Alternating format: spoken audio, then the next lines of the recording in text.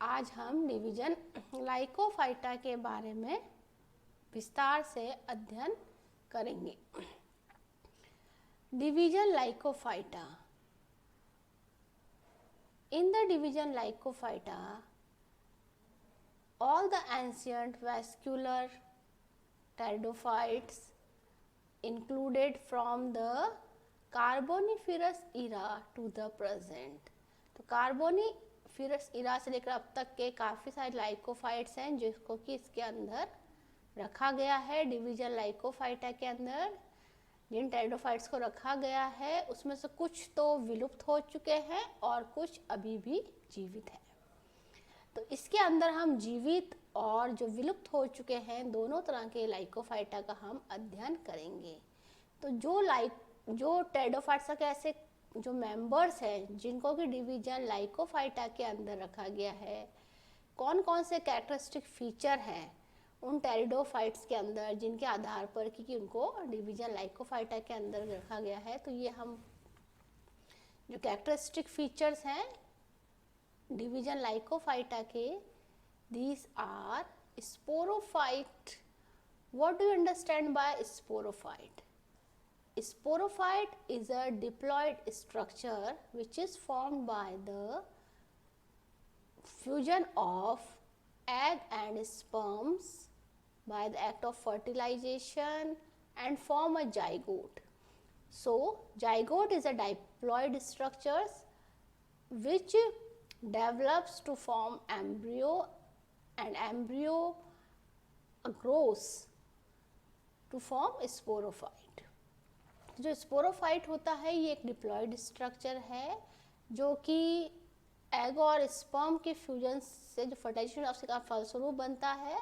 और ये जो स्पोरोफाइट है इसको जो पादप है वो उसके हम लोग रूट, स्टेम और लीव्स में डिवाइड करते हैं। तो जो भी प्लांट है उसको हम स्पोरोफाइट बोलते हैं क्योंकि वो किससे बनता है? टेरिडोफाइट वो बना है, डिप्लॉयड स्ट्रक्चर है जो कि आफ्टर फर्टिलाइजेशन जाइगोट से बनता है, उसको हम स्पोरोफाइट कहते हैं। Sporophyte is divided into true roots, stems और लीव्स। तो हम जो टेरिडोफाइट्स से पहले के जो भी हैं प्लांट्स हैं जैसे कि एल्गी है, फंजाई है, ब्रायोफाइट है, उनके अंदर हम इन चीज़ों का रूट्स, स्टेम और लीव्स का अभाव होता है। जबकि हम टेरिडोफाइट्स में देखते हैं कि इसके अंदर रूट्स, स्टेम्स और लीव पाई जाती हैं। तो जो प्लांट है उसको हम स्पोरोफाइट कह रहे हैं। और जो गैमेटोफाइट होता है वो हैप्लॉइड स्ट्रक्चर होता है जबकि स्पोरोफाइट डिप्लॉयड स्ट्रक्चर होता है। और जो गैमेटोफाइट होता है वो प्रोथैलस प्रोथैलस होता है जो कि जो स्पोर है वो जर्मिनेट होकर जो प्रिमिटिव थैलस जिसे हम बोलते हैं थैलस जो गैमेटोफाइट होता है वो प्रोथैलस कहलाएगा, जिसको कि एक गैमेटोफाइट है और वो हैप्लॉइड स्ट्रक्चर होता है जिसपे कि एंथ्रीडिया और आर्किगोनिया डेवलप होते हैं। Roots and stems dichotomously branch. इसके अंदर जो लाइकोफाइटा के मेंबर्स हैं उनके अंदर जो रूट्स और स्टेम होती है वो डाइकोटमसली ब्रांच होती है, मतलब कि वो दो भागों में बट जाती है। Leaf simple, single, unbranched vascular bundle present होता है। See leaves had leaves several feet long. जो लिविंग जनरा है लाइकोफाइटा के अंदर उनके अंदर जो पत्तियां होती, लीव्स होती है वो सिंपल होती है और उनके अंदर एक सिंगल अनब्रांच्ड वैस्कुलर सिंगल मिडवेन पाई जाती है। और इसके जो फॉसिल जनरा हैं अगर हम उनको देखते हैं फॉसिल जनरा को डिवीजन लाइकोफाइटा के अंदर, तो उनकी जो लीव्स होती है वो सेवरल फीट लंबी तक उसके अंदर पत्तियां पाई जाती थी फॉसिल जनरा के अंदर। Leaf traces, no leaf gaps in the stele of the stem. तो जो स्टील होता है स्टेम का उसके अंदर कोई भी लीफ गैप्स नहीं पाए जाते हैं। Ligule is a tongue-like structure which is present in the class Ligulopsida, whereas in the class Eligulopsida this ligule is absent। जो ligule होता है ये एक टंग लाइक स्ट्रक्चर होता है, जो कि जो क्लास है लिग्यूलोप्सीडा उसके अंदर जो भी हैं मेंबर्स उसके अंदर पाया जाता है। और ये पत्ती की ऊपरी सतह पर जीवा लाइक छोटा सा आकार होता है जो कि उससे अटैच होता है। और जो इलिग्यूलोप्सीडा है उसमें अंदर ये लिग्यूल नहीं पाया जाता है। तो जो मेन जो वर्गीकरण किया गया क्लासेस का, उसमें लिग्यूल एक बहुत ही महत्वपूर्ण भूमिका अदा करता है। Vascular cylinder is a protostele, but siphonostele have been found in some fossil types and living members.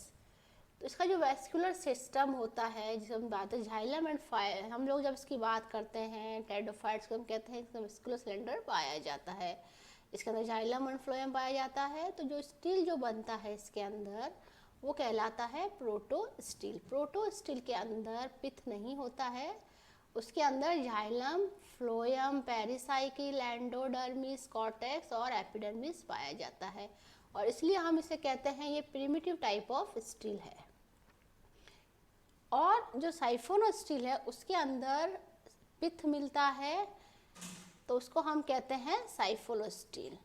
तो इसमें साइफोनोस्टील पित्त होगा, फिर xylem, phloem, pericycle, endodermis, cortex और एपिडर्मिस होता है। इसकी अगर हम स्टील को देखते हैं तो have been found in some fossil type and living. तो साइफोनो कुछ मेंबर सब में प्रोटोस्टील है, कुछ मेंबर्स में हम साइफोनोस्टील भी देखते हैं, कुछ फॉसिल जनरा और लिविंग जनरा के अंदर।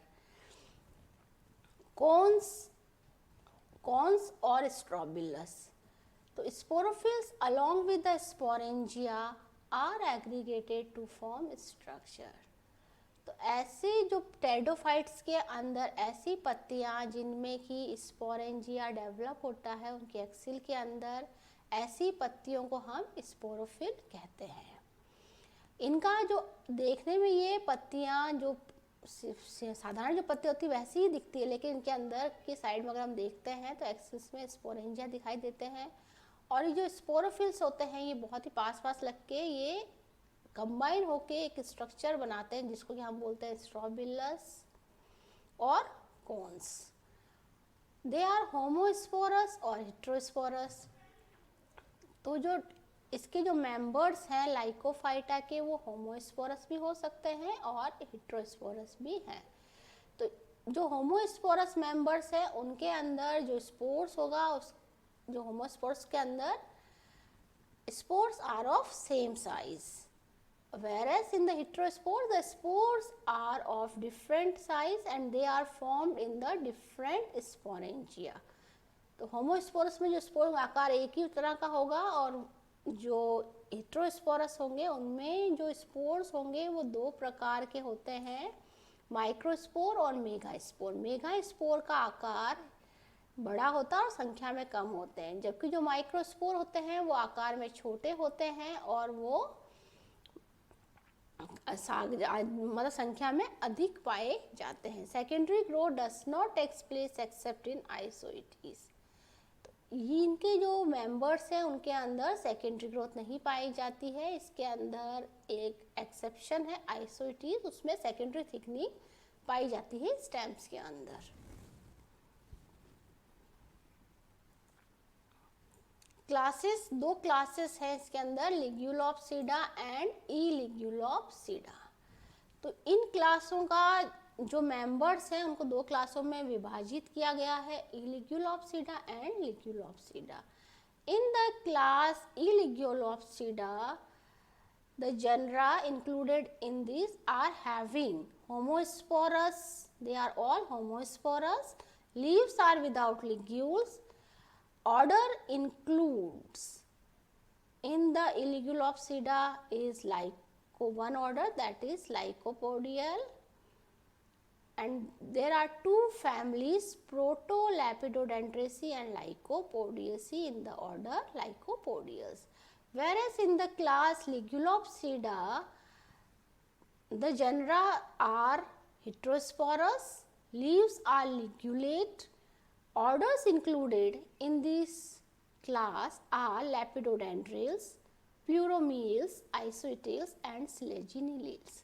So there are four orders which are included in the class Ligulopsida, The characteristics features which differentiated these order in the classes are mainly based on the spores and presence and absence of liquid. तो जो class है इसके अंदर जो division Lycophyta के दो classes है, ई लिग्यूलोप्सिडा और लिग्यूलोप्सिडा।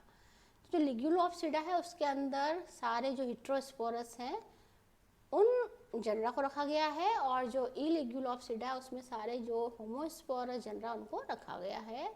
और इनकी जो पत्तियां होती है उनके अंदर एक जीवनुमा छोटा सा आकार का एक संरचना होती है जिसे कहते हैं लिग्यूल, जो कि जो पत्ती होती है उसकी ऊपरी सतह पर पाई जाती है, जबकि जो नहीं होती है जो कि लिग्यूलोप्सिडा में तो पाई जाती है, लेकिन ई लिग्यूलोप्सिडा में लिग्यूल नहीं पाया जाता है। तो उसके आधार पर इनको दो क्लासों पे रखा, दो क्लासों में हमने बांटा है, लिग्यूलोप्सिडा और ई लिग्यूलोप्सिडा।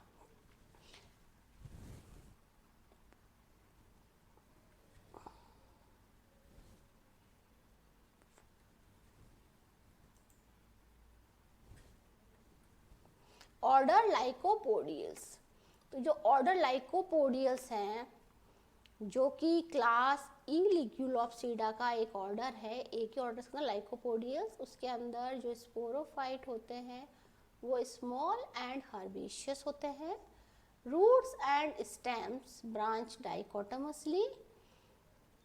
हम पहले मैं बता चुकी हूँ कि ब्रांच जो रूट स्टेम्स का जो ब्रांच डाइकोटमसली मतलब है कि जो रूट है वह दो हिस्सों में विभाजित हो जाती है। Leaves small and simple, each has a single unbranched midveins। तो लीव्स इसकी स्मॉल होती है और सिंपल होती है, इसलिए हम उससे क्या बोलते हैं, माइक्रोफिलस। इसके लिए हम टर्म इस्तेमाल करते हैं माइक्रोफिलस लीव्स होती है। Each has a single unbranched midvein. Leaf के बीच में सिर्फ एक मिडवेन होती है, उसके अलावा कुछ भी उसकी ब्रांचिंग नहीं होती है। Leaf gaps are never formed in the stele of the stem. तो स्टिल के अंदर जो लीफ गैप्स हैं वो नहीं पाए जाते हैं। Leaves without ligules. तो ऑर्डर लाइकोपोडियल्स के अंदर लिग्यूल नहीं पाया जाता है लीव्स के अंदर। Sporophylls may or may not be restricted to the apices of branches and they may or may not be aggregated into a definite strobilia। तो जो स्पोरोफिल्स होती हैं जिनमें कि स्पोरेंजिया लगता है, वो जरूरी नहीं है कि जो ब्रांचेस है उनके टिप पर ही लगी, कहीं और भी लग सकती है, बीच में भी लग सकती है। तो ये कोई ब्रांचेस के टिप पे होती है, साइड में भी कहीं भी लगी हो सकती है, जरूरी नहीं कि वो सारे इकट्ठे होके जो स्पोरोफिल्स है पास इकट्ठी होके एक संरचना बनाती है, इसे कहते हैं हम लोग स्ट्रोबिला।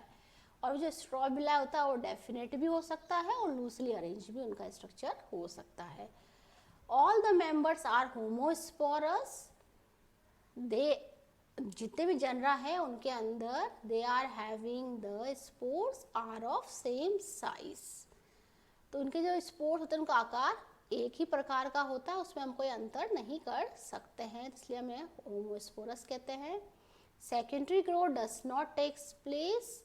गैमेटोफाइट आर होली और पार्शियली सबटेरेनियन होते हैं।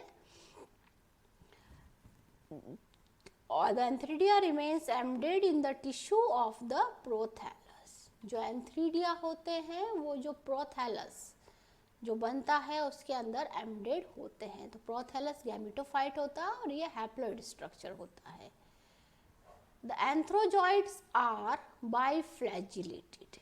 जो एंथ्रोजॉइड्स हैं वो सारे क्या होते हैं, बाइफ्लैजिलेटेड होते हैं। In the order Lycopodiales, there are two families, Protolapidodendraceae and Lycopodiaceae. In the family Protolapidodendraceae, all the fossil genera are included. These genera are Bragwanthia, Drepanophycus, Protolapidodendron and Calpodaxylon. In the family Lycopodiaceae, there are two living genera. These genera Lycopodium and Phyloglossum, while in one fossil genus is also included in the family Lycopodiaceae. This genus is Lycopodites. तो अगर हम order लाइकोपोडियल्स की बात करते हैं तो इसमें दो फैमिलियाँ रखी गई है, प्रोटोलेपिडोडेंड्रेसी और लाइकोपोडियेसी। जो प्रोटोलेपिडोडेंड्रेसी फैमिली है उसके अंदर सारे जो फॉसिल्स हैं उनको रखा गया है, जैसे बाराग्वेनेथिया, ड्रिपेनोफाइकस, प्रोटोलेपिडोडेंड्रन एंड कैल्पोडीजाइलोन। जो कि लाइकोपोडियेसी, उसमें दो लिविंग जनरा है, लाइकोपोडियम और फाइलोग्लोसम, और फॉसिल जीनस है लाइकोपोडाइट्स। ये हम लोग अगर पिक्चर देखते हैं फैमिली प्रोटोलेपिडोडेंड्रेसी, तो you can see here the fossil of Protolepidodendron, this is stone and this is the Protolepidodendron stem. ये रिकंस्ट्रक्शन करके जो हमें दिखाई देता है प्रोटोलेपिडोडेंड्रॉन, वो इस तरह से दिखाई देता है। तो इस तरह से उस समय ये जीवाश्म पादप पाया जाता था, जिसका कि इस तरह से उसकी आकृति होती थी। बैराग्वेंथिया भी ये जीवाश्म पादप है जो कि हमें इस तरह से दिखाई देता है रिकंस्ट्रक्शन करने पे, तो उस समय उसकी जो आकृति है हमें इस तरह से दिखाई देती है। फैमिली लाइकोपोडियेसी, तो फैमिली लाइकोपोडियेसी के अंदर जो जीवित वंश है लाइकोपोडियम है, इसमें आप देखिए कि ये जो लाइकोपोडियम है, this is the stem, these are the leaves which are microphyllous, and at the here you can see these cones or strobilus. So these is a leaf bearing stem and these are strobilus. This is one strobilus. Here these are sporophylls in which sporangias are in present.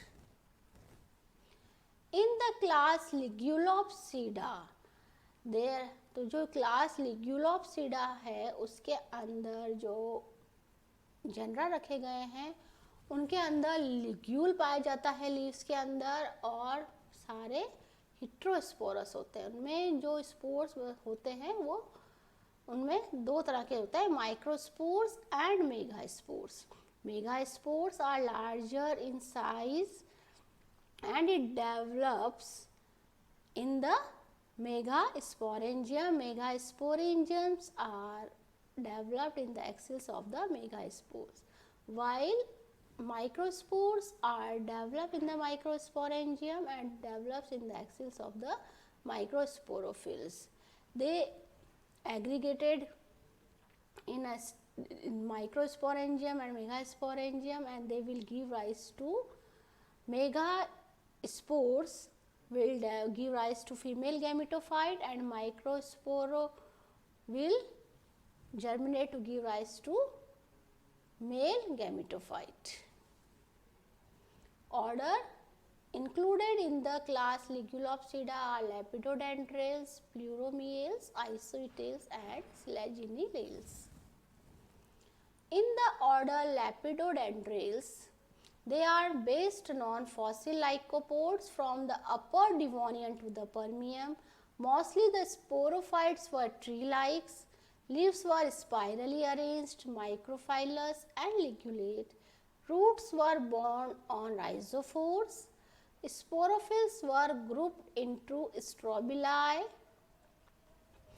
The order is divided into four families: Lepidodendrocea, Lepidocarpaceae, Bothrodendraceae and Sigillariaceae. तो ये जो लेपिडोडेंड्रेस है उसके कुछ characteristic feature हैं और इसके अंदर चार फैमिलीज हैं। ये लेपिडोडेंड्रेस के पिक्चर्स हैं जो कि उस समय पाए जाते थे, और ये है लेपिडोडेंड्रन, ये ट्री लाइक है लेपिडोडेंड्रन, और ये इसका जो स्टेम है उसका जो कैसे दिखाई देती थी उसकी स्टेम वो हमें दिखाई दे रहे हैं। और उसके अलावा जो जो मेंबर्स जनरा थे इसके अंदर उसके कुछ रिकंस्ट्रक्शन बना के साइंटिस्ट ने पिक्चर्स बनाए हैं। Order Pleuromeiales, this order were mainly found in the Triassic to Cretaceous period. Two genera were recorded, Notostiana and Pleuromia. These are the two genera which included in the order Pleuromeles. Pleuromia Strunbergii. Here you can see the fossils of stem, root, cones and reconstructed stem. This is cone and this is scale. In the order Isoetes. Order Isoetes is having short-like stem, short comb-like stem with a massive rhizomorph at the base. Stem shows secondary thickening. Leaves microphyllous and ligulate. The genera included in the orders are Heterosporus, they are having two types of spores, and Gametophytes are endospores. Gametophytes are haploid structures, or they are endosporic, means embryo develops inside the spore and it takes all its foods from the spores. तो ये जो gametophyte होते हैं ये haploid structure है, और जो इसके अंदर जो एम्ब्रियो बनता है, इसका डेवलपमेंट होता है, तो उसके अंदर वो स्पोर से ही अपना जो भोजन है वो उससे लेता रहता है। तो इस तरह का जो एम्ब्रियो होता है उसे हम बोलते हैं एंडोस्पोरिक। वो अपना भोजन स्वयं नहीं बनाता है। जैसे जो होमोस्पोरस जनरा है वो अपना भोजन स्वयं बनाते हैं, तो उनको हम कहते हैं एक्सोस्पोरिक जनरा, और उसके लिए उसमें क्लोरोप्लास्ट पाया जाता है। Antherozoids are few in number and multiflagellated in the living member. Excuse me. Antherozoids are few in number and multiflagellated in the living member. Antherozoid संख्या में कम होते हैं लेकिन वो मल्टीफ्लैजेलेटेड स्ट्रक्चर होते हैं लिविंग मेंबर्स के अंदर। इससे पहले हम देख रहे थे कि जो एंथ्रोजॉइड्स थे वो क्या थे, बाइफ्लैजिलेटेड थे। The embryo lacks a suspensor, उनमें नहीं पाया जाता है एम्ब्रियोस में, और इसके अंदर एक फैमिली रखी गई है आइसोइटेसी।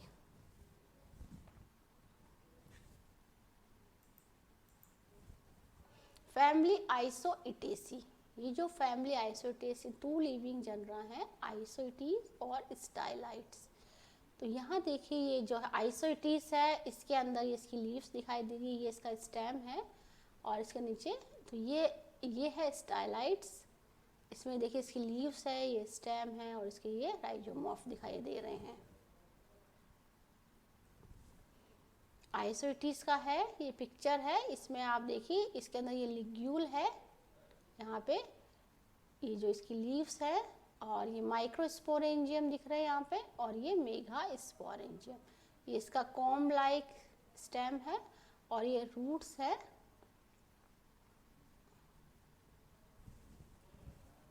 Order Selaginellales, sporophyte herbaceous and resembles lycopodials in their general appearance but are delicate and smaller.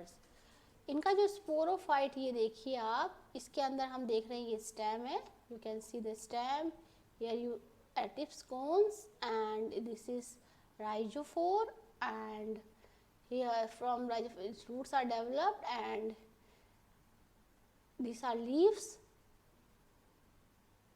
on these lateral leaves, and dorsal leaves are present. There are two types of leaves present in the Selaginella. इसकी जो plant होता है वो लाइकोपोडियल्स की तरह ही होता है, हल्का सा ये स्मॉल और डेलिकेट होता है, और इसमें लिग्यूल पाया जाता है लीव्स के अंदर। Stems and roots are without secondary thickenings. Stems and roots में सेकेंडरी थिकनिंग नहीं पाई जाती, लेकिन आइसोइटिस में देखा है कि उसके अंदर सेकेंडरी थिकनिंग पाई जाती है। Ligules leaf bear a flap-like outgrowth on the adaxial side near the base. तो लिग्यूल एक leaf like flap like outgrowth होती है, जो कि ये जो लीफ है इसके यहाँ पे एडैक्सियल सरफेस से और स्टेम के बीच में यहाँ पे लगी होती है। The gametophytes are very reduced and are of two kinds, male and female. तो ये हेट्रोस्पोरस है, तो इसके लिए इसका जो गैमेटोफाइट होते हैं वो रेड्यूस्ड होते हैं और दो टाइप के होते हैं, mail and female. It is heterosporous, two types of spores. They are variation in the size of the spores. Anthrozoids are biflagellated, family Slaginellacea. Genera included extinct genera Slaginellites, which were found in the Carboniferous era. Slaginella, it is the living genera. Here you can see there are two types of leaves in the Slaginella. Large one is known as the ventral leaves and smaller one is known as the dorsal leaf. On the leaf there is a single midrib, and here you can see the structure of the ligule, how it is a tongue-like structure. It is attached on the adaxial surface of the leaf. This is the structure of ligule, LS of ligule. Here you can see the ligule. At the base, this type of glossopodium, and this is ligule pit.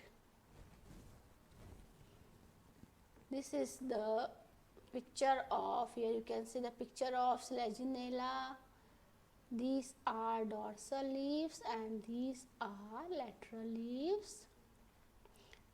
This is a cone or strobilus of Slaginella. This is a sporophyll, and this is LS of cone. Here you can, this is the main axis of the cone. This is a sporophyll. This is microsporangium. In microsporangium many microspores are present. This microsporangium is attached to sporophyll, so this sporophyll is known as microsporophyll. This is a megasporangium. In the megasporangium there are 4 megaspores. This sporophyll is known as megasporophyll. In the single strobilus you can see the microsporangium and megasporangium.